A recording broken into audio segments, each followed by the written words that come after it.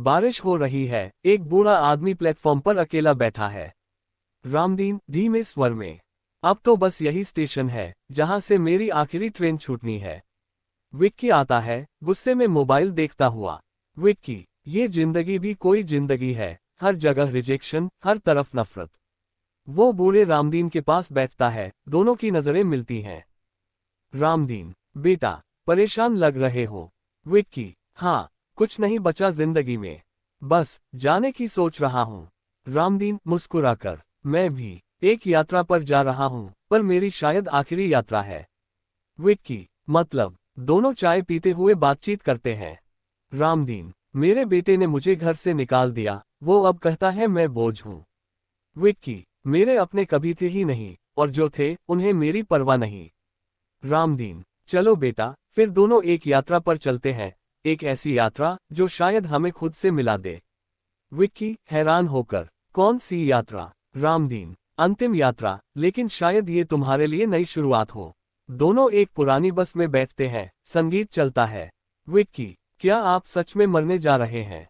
रामदीन मुस्कुराकर, मौत तो हर किसी को आनी है बेटा, पर जीते हुए आत्मा का मर जाना सबसे बड़ा दुख है। डॉक्टर शालिनी, रामदीन जी, आपकी हालत गंभीर है, आपको आराम की जरूरत है। रामदीन, मेरे पास समय नहीं है डॉक्टर साहिबा, मुझे बस एक काम पूरा करना है। विक्की, क्या काम? रामदीन, अपने बेटे को माफ करना और तुम्हें एक नई दिशा देना। रामदीन का बेटा अनिल गांव आता है डॉक्टर के बुलाने पर। अनिल आंसुओं में, पापा, मुझे माफ कर दीजिए, मैंने बहुत बड़ा पाप किया है। रामदीन कमजोर आवाज में, बेटा, तुझसे गलती हुई, पर मैं खाली दिल लेकर नहीं जाना चाहता। रामदीन अनिल का हाथ पकड़ता है और विक्की की ओर इशारा करता है। रामदीन, इस लड़के में मैंने अपना दूसरा बेटा देखा है, इसका सहारा बन जाना। रामदीन की चिता सजाई जाती है, लोग एकत्र होते हैं। विक्की मन में, आपने मुझे बचा लिया बाबा, अब मैं खुद को नहीं खोने दूंगा। डॉक्टर शालिनी, रामदीन जी ने जाते जाते दो जिंदगियां बदल दी। विक्की वृद्धाश्रम में अकेले बाबा के कमरे में बैठा है, एक चिट्ठी खोलता है जो रामदीन बाबा ने उसके लिए छोड़ी थी। रामदीन वॉइस ओवर, बेटा विक्की, अगर तू ये चिट्ठी पढ़ रहा है तो मैं अब इस दुनिया में नहीं रहा, लेकिन तुझे छोड़कर नहीं गया, बल्कि तुझे खुद में जीता छोड़ गया हूँ। इस वृद्धाश्रम को मेरा सपना मान और इसे उन लोगों के लिए घर बना दे जिन्हें उनके अपने भूल गए हैं। तू अकेला नहीं है बेटा, अब हर उस बूढ़े की उम्मीद बन जा। विक्की रोता है, चिट्ठी को छाती से लगाता है। विक्की, आप अब भी मेरे साथ हैं बाबा। गांव के लोग, डॉक्टर शालिनी और अनिल मिलकर रामदीन निवास की स्थापना करते हैं। डॉक्टर शालिनी, इस जगह को सिर्फ ईंटों से नहीं, भावना से बनाया गया है। अनिल झुकते हुए, मैंने अपने पिता को खो दिया, पर अब हर बुजुर्ग में उन्हें खोजूंगा। विक्की, और मैं अपनी जिंदगी उन्हीं के बताए रास्ते पर जीऊंगा, ये मेरी जिम्मेदारी है। एक दिन वृद्धाश्रम के दरवाजे पर एक लाचार बूढ़ा आता है। भिखारी, बेटा, एक रोटी मिल जाएगी। विक्की, रोटी नहीं बाबा, अब आपको एक घर मिलेगा। आप अकेले नहीं हैं, रामदीन निवास आपका इंतजार कर रहा है। अनिल, विक्की, तू मेरे पिता के जितना ही करीब था, तू मेरा भाई बन गया। विक्की, मैंने कभी परिवार नहीं जाना, पर रामदीन बाबा ने मुझे सिखाया कि परिवार खून से नहीं, आत्मा से बनता है। कई साल बीत चुके हैं, वृद्धाश्रम में कई बुजुर्ग अब मुस्कुरा रहे हैं, वहीं विक्की एक युवा लड़के को पढ़ा रहा है। Doctor Shalini voice over, Ramdin की अंतिम यात्रा किसी अंत की कहानी नहीं थी, वो तो असल में कई लोगों की पहली यात्रा बन गई, उम्मीद की ओर। जा। विक्की वृद्धाश्रम में एक सभा बुलाता है, आसपास बुजुर्ग, गांव वाले और बच्चे बैठे हैं। विक्की, बाबा ने मुझे एक रास्ता दिखाया था, अब हम सब मिलकर इसे राजमार्ग बनाएंगे। हर गांव में एक रामदीन निवास खुलेगा, जहां कोई बुजुर्ग अकेला नहीं रहेगा। डॉक्टर शालिनी, हमें डॉक्टर, शिक्षक, युवा सबकी जरूरत होगी, क्या आप सब साथ हैं? भीड़ एक साथ, हाँ। विक्की बच्चों से मिल रहा है। विक्की, बच्चों, क्या तुमने कभी सोचा है कि जिन दादाजी दादी जी ने हमें चलना सिखाया, उन्हें हम अकेले क्यों छोड़ देते हैं? बच्चा, अंकल, हम तो उन्हें घर वापस लाएंगे। विक्की मुस्कुराकर, बस यही बात फैलानी है पूरे देश में। अनिल वृद्धाश्रम के काम में लगा है, अकेले में शालिनी से बात करता है। अनिल, मैंने अपने पिता को खोया, पर अब हर पिता मेरी सेवा में होंगे। डॉक्टर शालिनी, तुम्हारी ये भावना ही तुम्हारे प्रायश्चित का रास्ता है। स्थानीय नेता वृद्धाश्रम को हटाने का आदेश लाते हैं। नेता, ये जमीन सरकारी है, इसे खाली करो। विक्की, सरकारी तो हमारे पिता भी थे, जिन्हें आपने अकेला छोड़ा।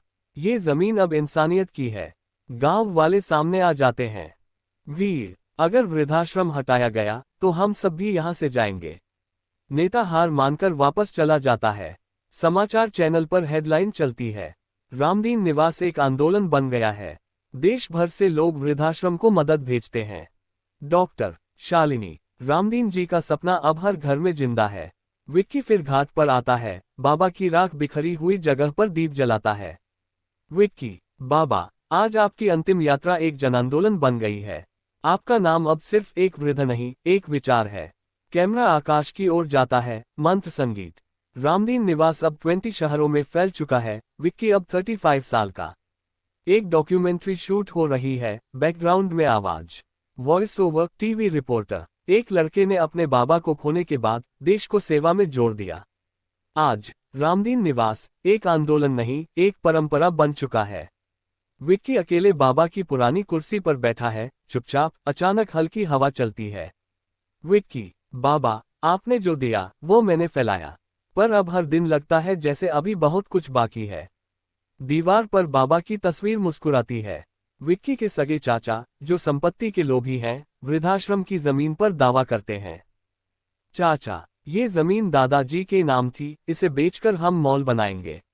विक्की, ये जमीन अब उन बुजुर्गों की है, जिनके पास ना बेटा है, ना सहारा। अगर जमीन चाहिए, तो पहले बाबा का सपना मारो। चाचा, गुस्से में, तू हमेशा पराया बन गया इस खानदान में। विक्की, शांत भाव से, मैंने सबको अपना बना लिया, शायद इसलिए आपके जैसे कुछ रिश्ते खो दिए। दिल्ली के विशाल सभागार में विक्की को बुलाया गया है। एनका, हम सम्मानित करते हैं विक्की शर्मा को, जिन्होंने अकेलेपन से लड़ते लाखों लोगों को एक परिवार दिया। भीड़ खड़ी हो जाती है, तालियां बजती हैं। विक्की, स्टेज पर, रामदीन बाबा आज भी हमारे साथ हैं। हर बार जब आप किसी बुजुर्ग को सहारा देते हैं, वो उनकी आत्मा को शांति देता है। विक्की की अब 5 साल की बेटी है, आर्या, वो वृद्धाश्रम में खेलती है। आर्या, पापा, दादी जी ने मुझे कहानी सुनाई, क्या मैं रोज उनके पास सो सकती हूँ? विक्की, आंखों में आंसू, बिल्कुल बेटा, तू आज जो कर रही है, वही इस अंतिम यात्रा का सबसे सुंदर पड़ाव है। सेवा को बचपन से शुरू करना। विक्की, अपनी बेटी आर्या को बाबा की राख वाली जगह दिखाता है। विक्की, बेटा, यहीं पर मेरे जीवन की शुरुआत हुई थी। आर्या, लेकिन आप तो बाबा की आखिरी यात्रा में थे ना? विक्की मुस्कुराता है, हाँ, पर उनकी अंतिम यात्रा मेरी पहली सांस थी। विक्की अब 65 वर्ष का, चश्मा पहने, खादी कुर्ता, एक पुराने झूले पर बैठा है। पास में रामदीन निवास का नाम चमक रहा है, अब ये 100 शाखाओं वाला एक राष्ट्रीय ट्रस्ट बन चुका है। विक्की, डायरी में लिखते हुए, आज बाबा की पुण्यतिथि है और मेरी अंतिम यात्रा की शुरुआत भी। आर्या वृद्धाश्रम चला रही है, बुजुर्गों के साथ हंसते हुए। एक रिपोर्टर इंटरव्यू ले रहा है। रिपोर्टर, आर्या जी, क्या आपको कभी अपनी जिंदगी खोने का डर नहीं लगा? आर्या मुस्कुराकर, मेरी जिंदगी तो वहीं मिली थी जहां सबने अपनी जिंदगी खो दी थी। डॉक्टर रिपोर्ट लेकर आता है। डॉक्टर, आर्या जी, इन्हें अब आराम की जरूरत है, बहुत ज्यादा थक चुके हैं ये। आर्या रोती है। आर्या, पापा, अब मैं संभाल लूंगी सब, आप बस आराम करो। विक्की, धीरे से, बेटा, अब मैं घर लौटना चाहता हूँ, बाबा के पास। गांव वाले, बुजुर्ग, मीडिया, समाजसेवी सब इकट्ठे होते हैं। चारों ओर दिए, भजन और शांति है। विक्की को पालकी में घाट की ओर ले जाया जाता है, जैसे कोई राजा विदा हो रहा हो। आर्या, विक्की के पैरों के पास बैठती है। आर्या, आंखों में आंसू, आप मेरे पापा नहीं, पूरे देश के थे। विक्की धीरे बोलते हैं, नहीं बेटा, मैं सिर्फ एक बेटा था, जिसने अपने बाबा की अंतिम इच्छा पूरी की। वो अपनी डायरी आर्या को देता है। विक्की, इसमें सब कुछ है, बाबा का सपना, मेरा संघर्ष, तुम्हारा बचपन, अब इसे अगली पीढ़ी को देना। मंत्रोच्चार के बीच गंगा किनारे विक्की की राख प्रवाहित होती है। आर्या हाथ जोड़कर, पापा, आपकी अंतिम यात्रा अब हमारी शुरुआत है। पृष्ठभूमि में आवाज आती है रामदीन की, ग्रेटर दैन, बेटा, अब तू खुद एक दीपक बन चुका है। ग्रेटर दैन डव, अंतिम यात्रा वो जो जीवन देकर जाता है, मरकर नहीं मिटता, समर्पित। रामदीन, विक्की और हर उस बेटे बेटी को जो अकेलेपन से लड़ते रहे। अंतिम यात्रा अब सिर्फ एक संस्था नहीं, एक संस्कृति बन चुकी है। विक्की की मृत्यु को मुक्ति और सेवा का उत्सव बनाकर दिखाया गया। आर्या अब इस आंदोलन को अंतर्राष्ट्रीय स्तर तक ले जाने की शुरुआत करती है। समाज में वो चेतना जग चुकी है कि ग्रेटर दैन बुजुर्ग बोझ नहीं होते, वो जड़ है और जड़ें कभी फेंकी नहीं जाती।